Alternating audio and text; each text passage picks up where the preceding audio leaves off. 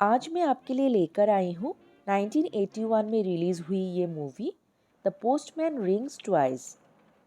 इस मूवी में इत्तेफाक से मिले दो अजनबियों को प्यार हो जाता है और उसके बाद उन दोनों के बीच में क्या क्या होता है उसी के बारे में आज की मूवी की ये कहानी है। लेकिन कहानी शुरू करने से पहले आप मेरे YouTube चैनल को लाइक, शेयर और सब्सक्राइब जरूर कर दीजिएगा। तो चलिए कहानी शुरू करते हैं। कहानी का प्रोटोगोनिस्ट फ्रैंक चैम्बर एक आवारा आदमी है। ना रहने का ठिकाना है और ना ही ढंग का कोई काम। जहाँ जो मिल जाए उससे गुजारा कर लेता है। आज एक शहर में तो कल दूसरे शहर में दिखाई पड़ता है।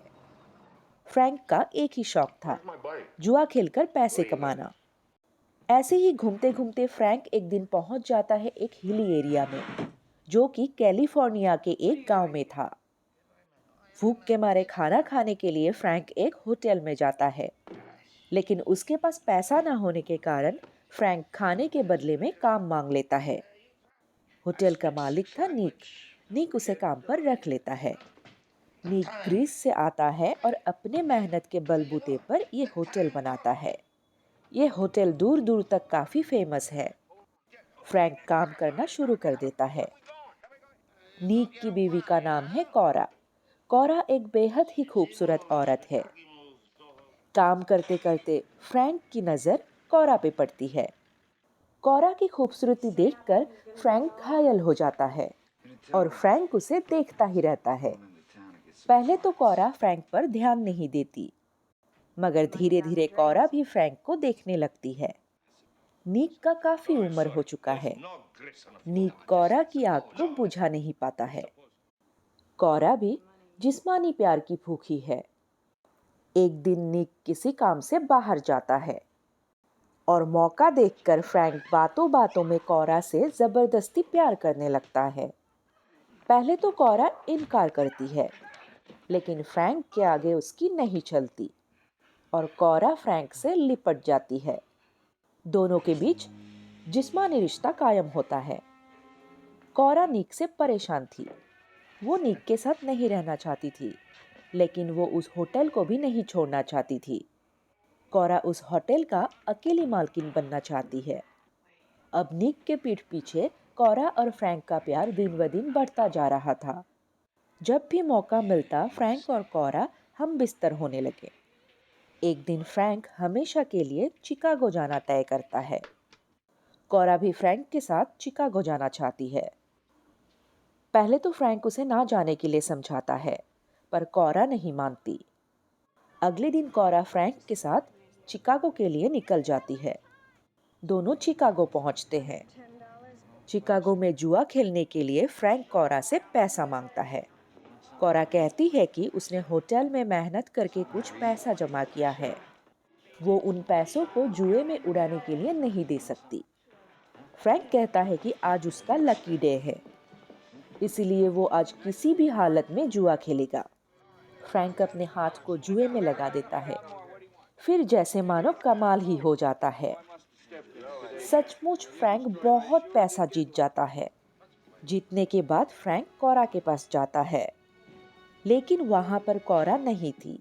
वो गुस्से से चली जाती है। फ्रैंक को बुरा लगता है। फ्रैंक अच्छी तरह जानता है कि कौरा कहाँ गई है। फ्रैंक तुरंत नीक का होटल पहुंच जाता है। वहां पर जाकर देखता है कि कौरा अपने काम में बिजी है। फ्रैंक कौरा के पास जाता है और जुए में जीते हुए सारे पैसे कौरा को दे देता है। फ्रैंक कौरा से पूछते हैं कि वो क्यों चली आई। कौरा कहती है कि नीक जैसे तैसे करके उन दोनों को ढूंढ ही लेता और फिर दोनों को मार देता। अब सचमुच फ्रैंक को कौरा से प्यार हो गया है। कौरा कहती है कि अब वो इस जिंदगी से थक गई है। नीक के लिए कौरा एक नौकरानी से ज्यादा कुछ मायने नहीं रखती। तब दोनों मिलकर नीक को मारने का प्लान बनाते हैं। रात को मौका देखकर कौरा नीक पर हमला करती है। बाहर एक पुलिस वाला फ्रैंक से पूछताछ करने लगता है। थोड़ी देर बाद वहां से पुलिस वाला चला जाता है। फ्रैंक जाकर देखता है कि नीक अभी भी मरा नहीं है, लेकिन जख्मी है।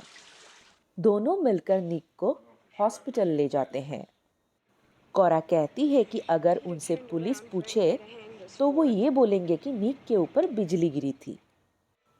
बाद में पुलिस एक्सीडेंट स्पॉट का मुआयना करता है और पुलिस को एक मरी हुई बिल्ली मिलती है। पुलिस को लगता है कि कोरा और फ्रैंक सच बोल रहे हैं। पुलिस दोनों को छोड़ देते हैं और इस खुशी में कोरा और फ्रैंक रात को फिर से शारीरिक संबंध बनाते हैं। कुछ दिन बाद निक ठीक हो जाता है और एक शानदार पार्टी देता है। निक फ्रैंक से काफी खुश है। सबके सामने निक कहता है कि फ्रैंक ने ही उसे दूसरी जिंदगी दी है। कोरा अंदर से बिखर जाती है। वो फ्रैंक से कहती है कि अब उनका प्लान कभी कायम नहीं होगा। पर फ्रैंक कोरा से कहता है कि वो जरूर कोरा का सपना पूरा करेगा। फ्रैंक कहता है कि तुम फिक्र मत करो, निक को मारने का प्लान इस बार मैं बनाऊंगा। रात को नशे में निक जबरदस्ती कोरा का बलात्कार करता है। अचानक फ्रैंक वहां से जाने का मन बनाता है। तभी रोती हुई कोरा आती है। वो कहती है कि निक ने उसकी जिंदगी जहन्नुम बना दिया है। निक चाहता है कि कोरा उसके बच्चे की मां बने, लेकिन कोरा अब ऐसा नहीं चाहती। कोरा अब पूरी तरह से फ्रैंक की हो गई है। फ्रैंक उसे गले लगाकर प्रॉमिस करता है कि सब कुछ ठीक हो जाएगा, वो जरूर कुछ ना कुछ कर लेगा। रात का वक्त है। कोरा निक के साथ लॉन्ग ड्राइव पर निकलती है। साथ में फ्रैंक को भी ले लेता है। सफर शुरू होता है। कुछ दूर जाने के बाद कोरा गाड़ी रोकती है। फ्रैंक पीछे से निक पर हमला कर देता है। निक वहीं पर मर जाता है। फ्रैंक और कोरा जल्दी से निक के डेड बॉडी को जंगल में फेंक देता है। दोनों मिलकर गाड़ी को नीचे धक्का देते हैं। थोड़ी दूर जाने के बाद गाड़ी एक जगह पर फंस जाती है। दोनों दौड़कर गाड़ी के पास जाते हैं और गाड़ी को नीचे गिराने की कोशिश करते हैं, लेकिन फ्रैंक को महसूस होता है कि कोरा उसे मारने की कोशिश कर रही है। दोनों आपस में लड़ पड़ते हैं। फ्रैंक कोरा से कहता है कि क्या तुम मुझे मारने की कोशिश कर रहे हो? कोरा कहती है, मैं भला तुमसे धोखा क्यों करूंगी? उसके बाद दोनों वहीं पर प्यार करने लगते हैं। उसके बाद कोरा ऊपर चली जाती है और फ्रैंक गाड़ी के पास जाता है।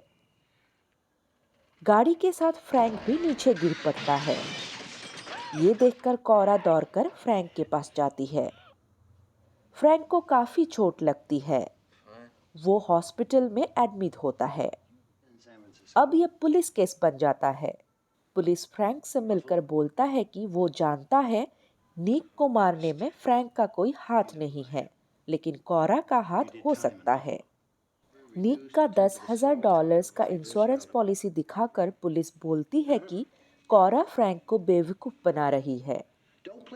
उसी ने पैसों के लिए ये सब किया होगा। अब मामला कोर्ट पहुंच जाता है। कोरा का एडवोकेट जज के सामने ये दलील पेश करता है कि कोरा तो निर्दोष है ही, फ्रैंक भी निर्दोष है, क्योंकि कुछ दिन पहले निक ने एक पार्टी दिया था और उसी पार्टी में उसने सबके सामने अनाउंस भी किया था कि फ्रैंक ने ही उसका जान बचाया है। तो फिर एक जान बचाने वाला जान लेने वाला कैसे बन सकता है? एडवोकेट की दलीलें सुनकर जज ये राय देता है कि कोरा और फ्रैंक बिल्कुल निर्दोष है। निक के मरने पे इनका कोई हाथ नहीं है। घर आकर कोरा फ्रैंक से कहती है कि सच में उसे निक के इंश्योरेंस के बारे में कुछ नहीं पता था और फ्रैंक उसकी बात मान लेता है। अब 6 महीने तक कोरा स्टेट नहीं छोड़ सकती थी। फ्रैंक ने भी आने वाले 6 महीने तक कोरा के साथ स्टेट छोड़ने का इंतजार किया। जब टाइम पूरा होने को था तब फ्रैंक ने कोरा से कहा कि अब हम यहाँ से दूर चले जाएंगे। कोरा कहती है कि तुम्हें जाना है तो जाओ, मैं नहीं जाऊंगी। मैंने इस होटल को अपना बनाने के लिए ही ये सब किया। अब जब ये मेरा अपना हो गया है तो इसे छोड़ के कैसे जाऊं? कोरा के बिना फ्रैंक भला कैसे जा सकता था? वो भी रुक गया। रात में दोनों जी भर के प्यार करने लगे, एक दूसरे में जैसे पूरी तरह समा गया हो।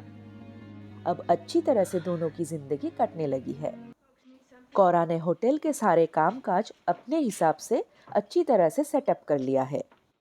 एक दिन किसी काम से कौरा को शहर जाना पड़ा और यहाँ फ्रैंक की मुलाकात होती है मैच गॉर्डन से। दोनों के बीच दोस्ती होती है और फिर दोनों के बीच जिस्मानी प्यार शुरू होता है। एक हफ्ते के बाद कौरा वापस आती है और फ्रैंक से कहते हैं कि वो फ्रैंक के बच्चे की माँ बनने वाली है। दोनों बहुत खुश होते हैं। फिर अचानक एडवोकेट कर्ज का असिस्टेंट कैनेडी आता है।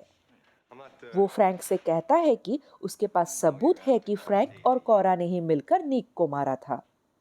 अगर उसे $10,000 नहीं दिया तो वो उन दोनों को एक्सपोज कर देगा। ये सुनकर फ्रैंक सबूत छीनने के लिए कैनेडी पर हमला करता है। कैनेडी बुरी तरह घायल हो जाता है और फ्रैंक उससे सबूत छीन लेता है। एक दिन किसी काम से फ्रैंक को बाहर जाना पड़ा।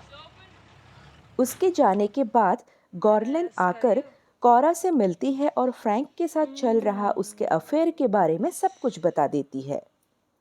जब फ्रैंक वापस आता है तो कौरा उससे झगड़ा करती है और कहती है कि फ्रैंक ने उसे धोखा दिया। दोनों के बीच में अब मनमुटाव बढ़ जाता है। दोनों आपस में बात नहीं करते हैं। फिर फ्रैंक खुद ही कौरा के पास जाता है और शादी का प्रस्ताव देता है। पहले तो कौरा मान नहीं रही थी। फ्रैंक के समझाने पर मान जाती है। दोनों शादी कर लेते हैं। अब दोनों एक खुशहाल जिंदगी जीने लगते हैं। कौरा बहुत खुश है क्योंकि अब वो जल्दी ही माँ बनने वाली है। दोनों खुशी से वैकेशन मनाने के लिए गाड़ी लेकर बाहर निकलता है। रास्ते में अचानक एक ट्रक सामने आता है और कंट्रोल बिगड़कर उनकी गाड़ी पलट जाती है। कौरा गाड़ी से दूर गिरकर पत्थर से टकरा जाती है। कौरा की वहीं पर मौत हो जाती है। फ्रैंक भागता हुआ उसके पास जाता है, पर तब तक देर हो जाती है। कौरा की डेड बॉडी के पास बैठकर फ्रैंक कर रोने लगता है। आज फ्रैंक को अच्छी तरह महसूस हो रहा है कि कौरा उसके लिए कितनी मायने रखती थी। और यहीं पर ये मूवी खत्म होती है। आपसे फिर मुलाकात होगी इसी तरह और एक कहानी के साथ। तब तक के लिए goodbye and stay safe.